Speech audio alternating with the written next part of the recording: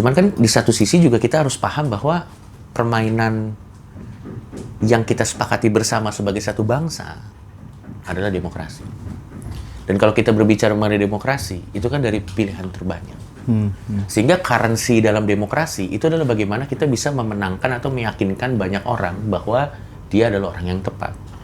Punya kemampuan untuk meyakinkan banyak orang dan punya kemampuan untuk running posisi tersebut, kadang itu nggak berbanding lurus. Karena kalau misalnya kita mau jujur-jujuran, kalau emang kita pengen yang punya kapabilitas dari awal pilih presiden, cerdas-cermatanya nggak sih? Ya kan? Bikinnya misalnya calon 1, calon 2, calon 3, kuis aja udah. Kasih kuesioner aja. Iya, kuis aja. Nah, by point dipilih aja by point itu. Maksudnya by point ada jurinya yang memang guru besar atau apa, yang memang bisa dipastikan netralitasnya atau apa, yang which is juga mau kita bikin jurinya nih senetral apapun, tetap aja kan ada orang yang merasa kayak, kayaknya tidak netral deh. Benar. Gimana susah, Cuk. Gue juga bingung dah. Yang penting ya kalau misalnya ditanya lagi, balik lagi ke pertanyaannya, kelebihan dan kekurangannya, menurut gue beliau tahu caranya berdemokrasi dalam konteks dia tahu apa yang harus dia mainin. Nah, kalau menurut gue mempertanyakan kekudusan sesuatu, mempertanyakan keagungan sesuatu, itu berbeda dengan menghina sesuatu. Itu dua hal yang berbeda. Kalau mempertanyakan sesuatu tuh misalnya contoh, sosok ini dianggap misalnya sempurna oleh masyarakat, misalnya dari segi akhlak, dari segi apa gitu dia sempurna. Terus ada yang nggak setuju, misalnya, kenapa dia sempurna? Orang dia sama-sama makan nasi, kalau sama-sama manusia apa bedanya? Emang kenapa? Nah itu kan itu beda dong. Maksud gue itu kan mempertanyakan, karena kan kalau yang gue paham kalau dia mengklaim dia harus membuktikan, dan kalau ada orang yang nggak setuju ya tinggal ya kenapa? Kok dia sempurna emang? Apa sih yang bikin dia sempurna? Gitu. Akhir-akhir ini tuh sih, aku tuh ketemu banyak anak-anak muda, ya khususnya yang di circle lah ya. Ada seneng nonton Coki itu ternyata bukan dari kontennya apa kalau nonton Coki itu. Karena lebih tertarik dari sisi personalnya aja, yang unik. Tubuhnya full tato, tapi pikirannya kayak gitu kan. Mencerahkan banyak orang gitu. Aduh, berat. Jadi beliau tuh kayak semacam nonton orang tuh jangan lihat dari physically-nya. Just by cover. Nah, jadi terima kasih lah kepada mamanya Coki yang telah melahirkan dan tidak menyerah membersamai Coki, karena terbukti sampai sekarang mencerahkan banyak orang gitu kan. Berat. Tapi by the way kemarin Coki habis ketemu sama Mas Gibran. Iya. Sama Tretan ya. Iya. Ini pandangan sebagai seorang komedian dan warga biasa gitu, bukan sebagai pendukung atau pembenci barangkali. Apa sih kelebihan dan kekurangan Mas Gibran sebagai wapres gitu ya? Tapi nggak perlu dikasih skor ya? Iya. Iya.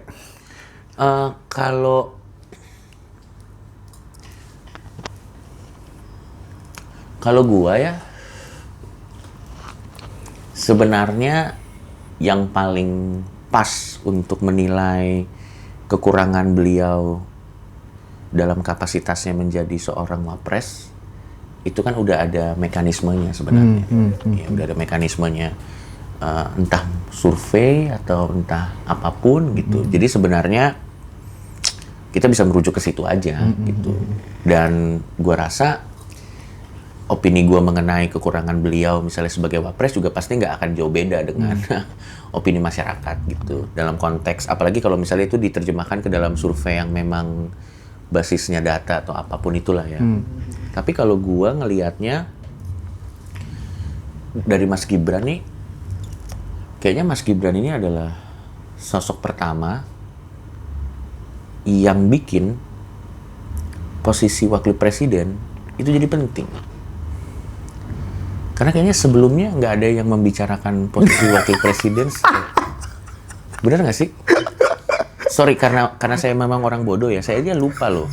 Zaman Pak SBY itu wakilnya siapa saya lupa. Karena saya bodoh. Iya. Bukan karena apa, karena saya bodoh gitu. Tapi the point adalah, cuman di era beliau, posisi nomor 2 ini menjadi sebegitu penting. Iya bener tuh Bang. Dulu kayaknya orang, ya sudah lah ya, kayak posisi kedua ini ya hanya menjadi posisi kedua gitu. Lengkap gitu. Hanya menjadi posisi pelengkap. Tapi setidak-tidaknya kita bisa belajar bahwa ternyata sekarang posisi yang dulu kita anggap hanya pelengkap, ternyata memang ada bobotnya gitu. Secara posisi ya maksudnya. Kita ngomong mengenai konteks posisi. Secara posisi. Iya, secara posisi itu ada bobotnya gitu. Dan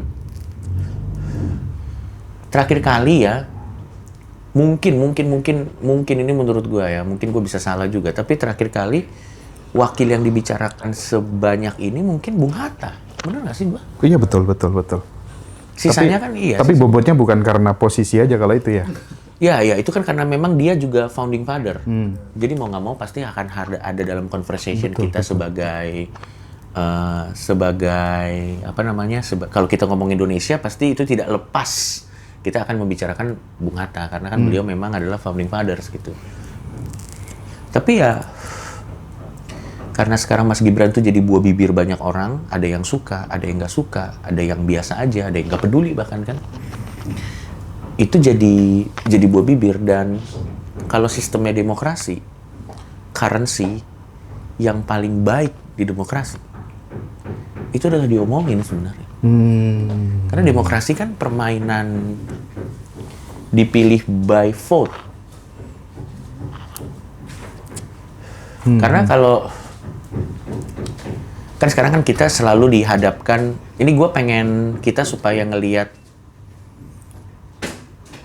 kita bisa melihat ini ya, supaya kita bisa melihat kenyataan yang ada. Gue kan juga termasuk orang yang menginginkan siapapun yang ada di posisi kepemimpinan itu punya kapabilitas yang cocok ada di sana. Itu kan harapan kita semua. Iya betul. Semua, mau lo kubu apapun, gue rasa harapannya adalah siapapun yang ada di posisi tertentu itu punya kapabilitas untuk melakukan itu. Oke. Cuman kan di satu sisi juga kita harus paham bahwa permainan yang kita sepakati bersama sebagai satu bangsa adalah demokrasi. Dan kalau kita berbicara mengenai demokrasi, itu kan dari pilihan terbanyak. Sehingga currency dalam demokrasi itu adalah bagaimana kita bisa memenangkan atau meyakinkan banyak orang bahwa dia adalah orang yang tepat. Punya kemampuan untuk meyakinkan banyak orang dan punya kemampuan untuk running posisi tersebut, kadang itu nggak berbanding lurus. Karena kalau misalnya kita mau jujur-jujuran, kalau emang kita pengen yang punya kapabilitas dari awal pilih presiden, cerdas-cermatanya nggak sih? Ya kan? Bikinnya misalnya calon 1, calon 2, calon 3, kuis aja udah. Kasih kuesioner aja. Iya, kuis aja. Nah, by point dipilih aja by point itu. Maksudnya by point ada jurinya yang memang guru besar atau apa, yang memang bisa dipastikan netralitasnya atau apa, yang which is juga mau kita bikin jurinya nih senetral apapun, tetap aja kan ada orang yang merasa kayak kayaknya tidak netral deh. Benar. Gimana susah, Cuk. Gue juga bingung dah. Yang penting ya kalau misalnya ditanya lagi, balik lagi ke pertanyaannya, kelebihan dan kekurangannya, menurut gue beliau tahu caranya berdemokrasi dalam konteks dia tahu apa yang harus dia mainin supaya dia bisa dapat end game-nya. Dan menurut gua pada akhirnya kan masalahnya kan sistemnya kita demokrasi. Iya. Donald Trump juga, misalnya kita berbicara mengenai Donald Trump, apakah gua banyak sepakat sama kebijakannya? Ya kita bisa berdebat semalaman gitu. Tapi satu hal yang harus gua akui dari Donald Trump, dia tahu caranya menang. Buktinya menang tuh. Betul. Pinter memainkan ya. Iya, ya gimana dong, susah juga kita mau bilang apa. Tapi waktu Coki tanya gitu ya, beneran dia nggak sakit hati, diolok-olok secara komedi politik, misalnya Mens Rea kemarin tuh beneran nggak sakit hati? Gini, menurut gua yang harus dilihat adalah kenapa konten itu dibuat. Itu untuk kepentingan Mas Gibran atau kepentingan gua dan Muslim, itu aja dulu dilihatnya. Menurut gua, konten itu dibuat, kepentingannya lebih banyak buat gue dan Muslim sih sebenarnya. Kepentingannya itu lebih banyak buat gue dan Muslim. Kenapa? Karena begini. Sebenarnya kan konten itu kan bisa dilihat jelas ya, ada di YouTube, ada dimanapun gitu. Jadi gue membiarkan konten itu menjelaskan dirinya sendiri. Tapi maksud gue, di konten itu kan sangat terlihat jelas bahwa memang Mas Gibran kan nggak masalah dengan hal tersebut. Tapi kan ada orang yang mengatasnamakan beliau, mengatakan bahwa beliau bermasalah gitu. Nah tapi kan saat beliau bilang nggak bermasalah, ya berarti kan ya kita tinggal mau percaya siapa nih. Mas Gibrannya atau orang yang mengatasnamakan beliau gitu. Itu kan dua hal yang berbeda gitu. Kalau dari konten itu dan gue ketemu langsung sih, emang beliau sih ngomong sama kita sih dia nggak masalah. Dan kenapa ini penting buat gue dan Muslim? Karena kalau misalnya konteksnya mens rea ya, kalau nanti mens rea atau special show kayak gitu dimasalahin, yang kena bukan cuma Panji loh. Gue kan di skena yang sama.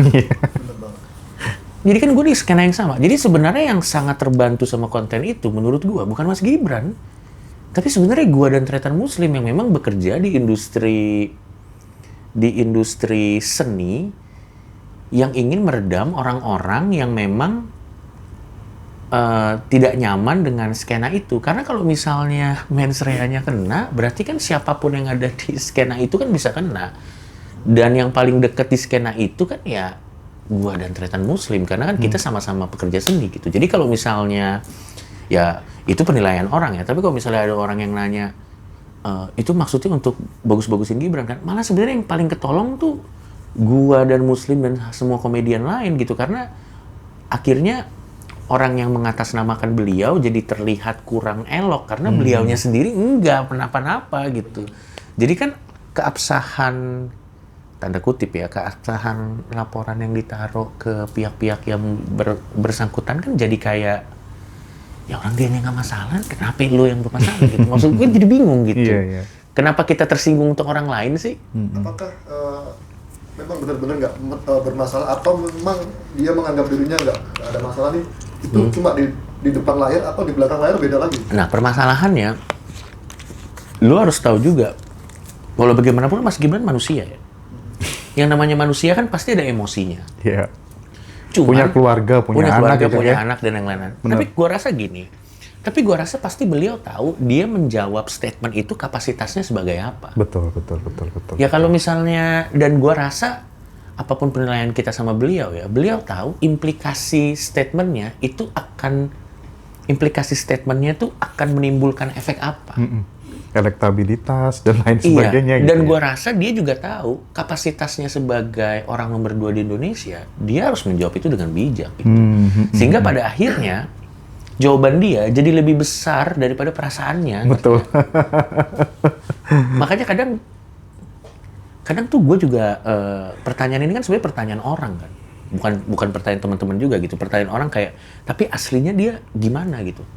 Sekarang nih masalahnya bukan aslinya, masalahnya dia di posisi yang itu sebagai orang dengan posisi itu harusnya dia menjawabnya seperti apa kan, itu yang kita inginkan gitu.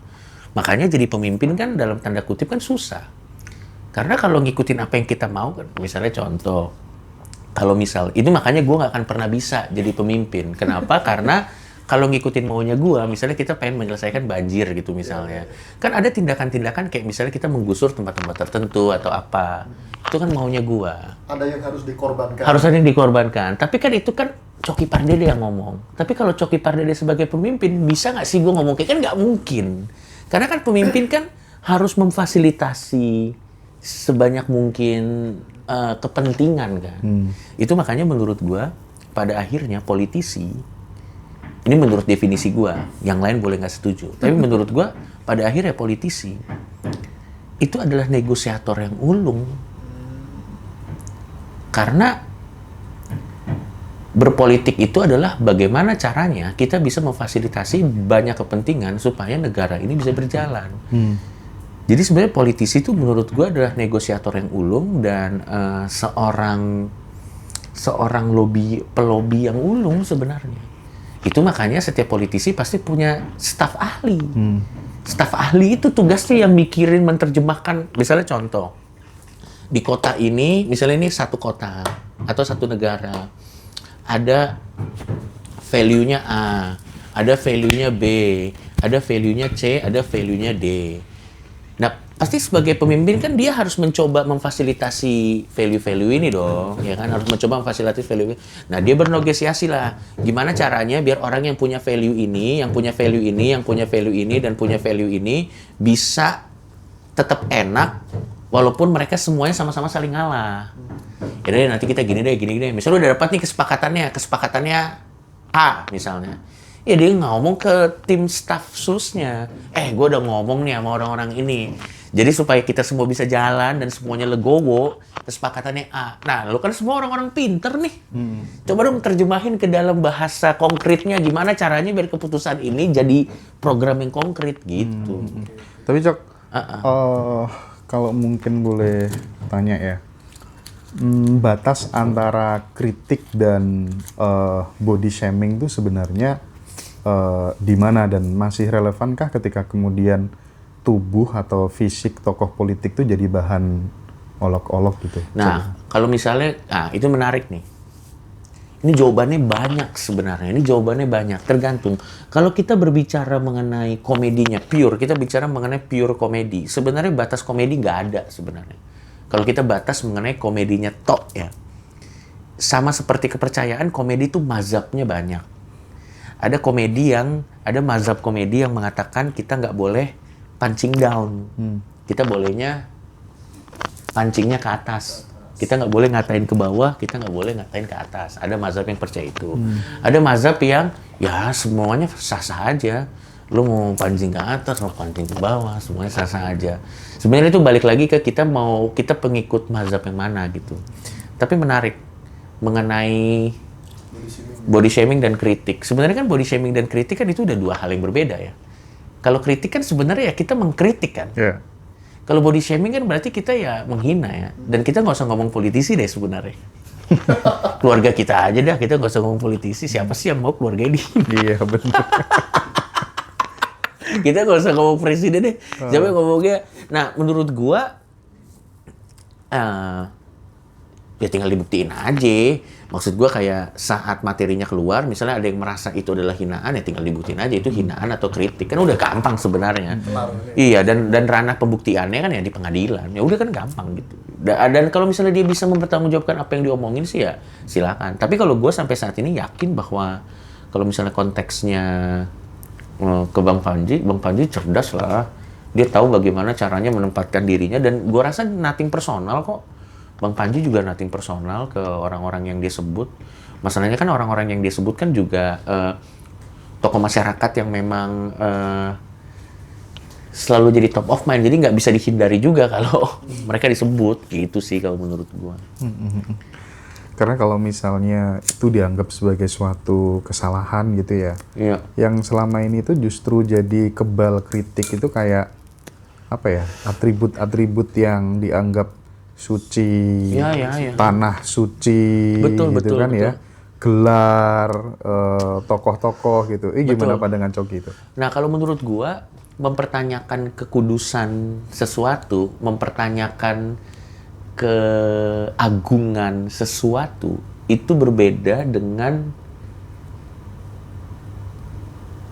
menghina sesuatu. Itu dua hal yang berbeda. Kalau mempertanyakan sesuatu tuh misalnya contoh sosok ini dianggap misalnya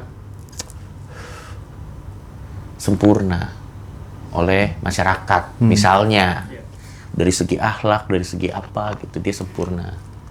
Terus ada yang nggak setuju, misalnya, kenapa dia sempurna? Orang dia sama-sama makan nasi, kalau sama-sama manusia apa bedanya?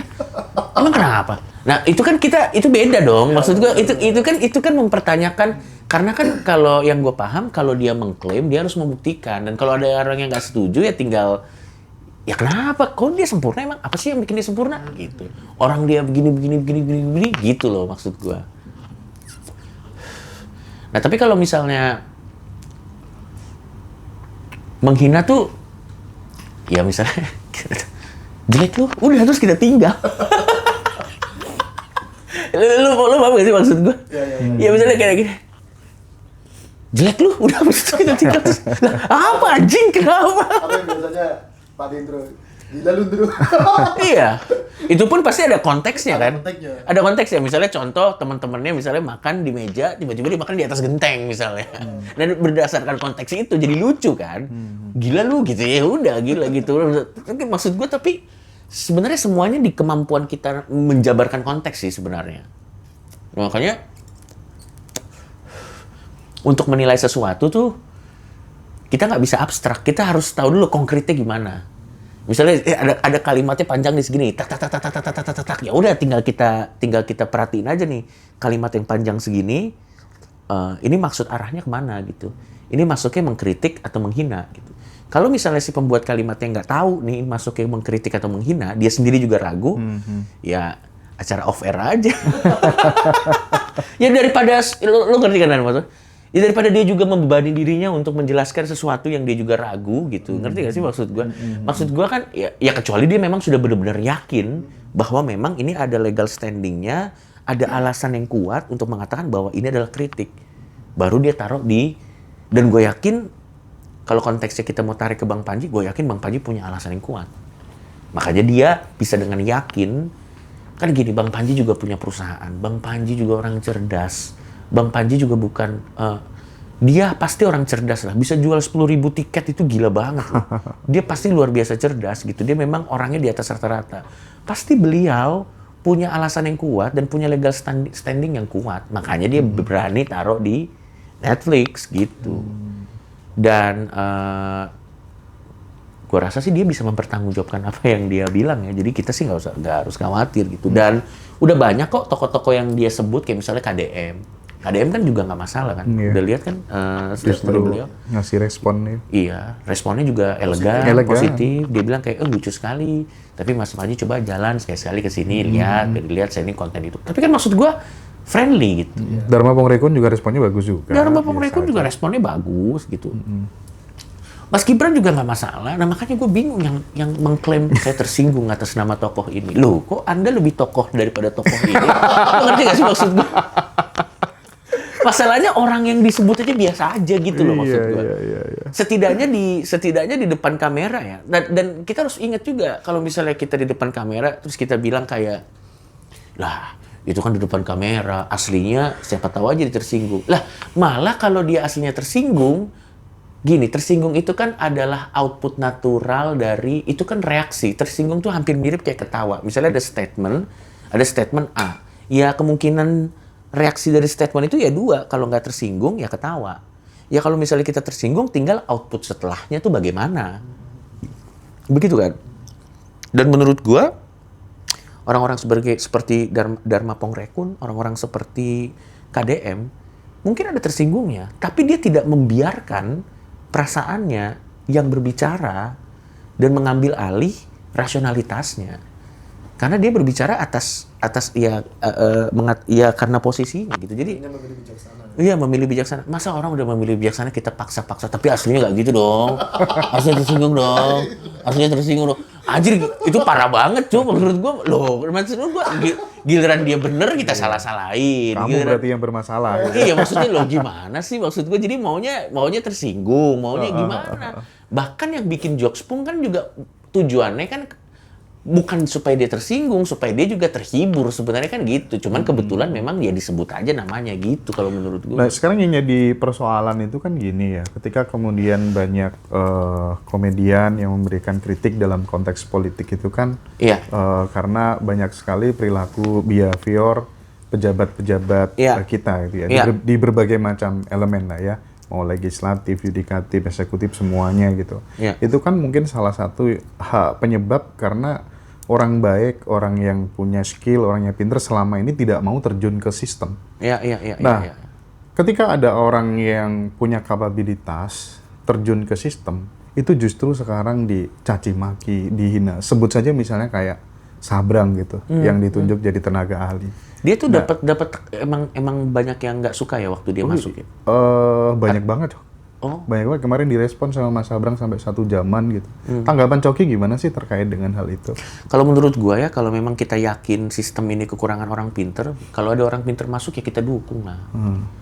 Nanti kalau misalnya orang pinter yang mau masuk ke sini kita omelin, Ya mereka pilihnya keluarganya lagi gimana. Maksud gua gini, dengan segala kekurangannya udah mending loh. Kayaknya dia bisa, ayo kita masuk gitu. Apakah masyarakat atau Bang Coki ini yakin Sabrang memahami posisi dan tugasnya tersebut? Cuman waktu yang bisa menjawab. Karena masyarakat tahunya dia musisi. Dan Ya. sebagainya, gitu. Menurut gue cuman waktu yang bisa menjawab sih. Loh, tukang kayu aja menang terus gimana? Cuman waktu yang bisa menjawab, cu. Iya dong, lo gimana? Kalau kita mau pakai dasar kayak gitu gimana? Tukang kayu aja bisa jadi raja ya. Iya, lo gimana? Susah juga kan? Ngerti gak sih maksud gue? Masuk.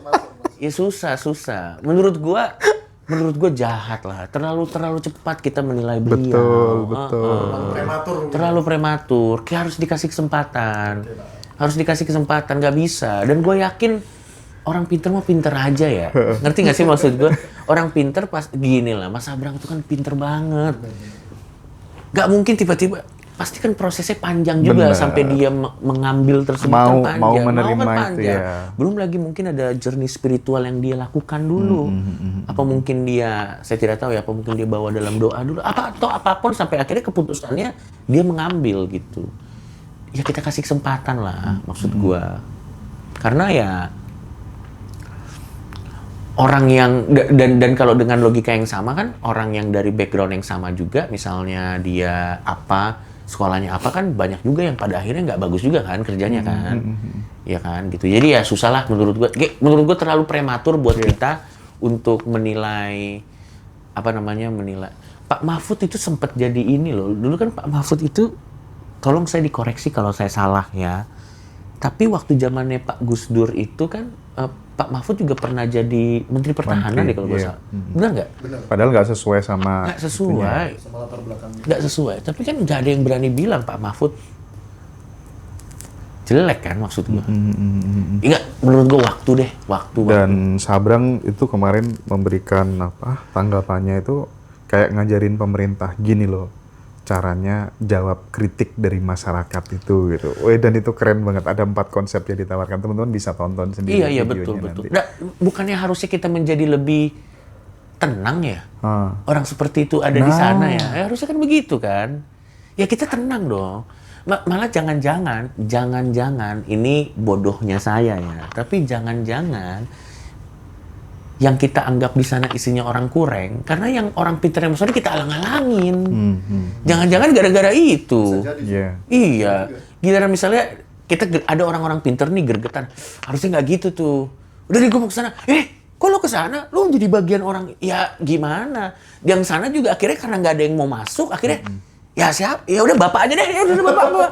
Misalnya ada tukang, ya misalnya ini hiperbola ya. Misalnya ada tukang, kamu apa? Tukang martabak? Mau kerja? Yaudah ya sini. Nggak ada yang mau ini di sini. Ya gimana? Susah juga. Malah ini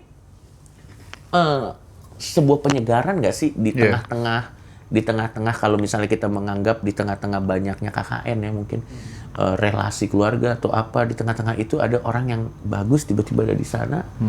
Makanya sebenarnya makanya susahnya tuh gitu. Politik tuh nggak hitam putih. Politik itu bukan berarti kalau kamu nggak di sini, kamu bukan bagianku. Nggak gitu, Cok. Nggak gitu. Susah juga. Maksud gue kayak sekarang kan walaupun kita nggak suka dengan orang-orang yang ada di sana, orang-orang yang ada di sana itu merepresentasikan kita di mata internasional loh. Ya jadi sebisa-bisa mungkin kalau ada orang yang bagus ke sana, ya udah deh kamu ke sana dah gitu kan. Ya gimana, susah juga. Kita kasih waktu Mas Abrang untuk bereksperimen gitu ya. Iya. Oke. Nah, Bang, Bang Coki ini kan termasuk seseorang yang katanya juga baca-baca bukunya Yuval Noah Harari ya. Nah, itu kan itu kan penting sekali untuk kemudian dielaborasi karena masyarakat kita tuh kayaknya jangan sampai kemudian mengkhianati akal sehat gitu, pikiran kita gitu.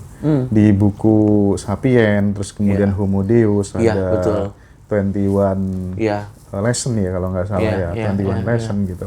Apa sih yang Coki tangkap gitu ya, andai kata kemudian diperas dan itu bisa diaktualisasikan di pikiran khususnya generasi muda yang itu akan berkontribusi terhadap masa depan Republik ini supaya bisa berpikir lebih jernih, tidak manut aja dengan dogma, dengan doktrin, dengan simbol, itu gimana Coki?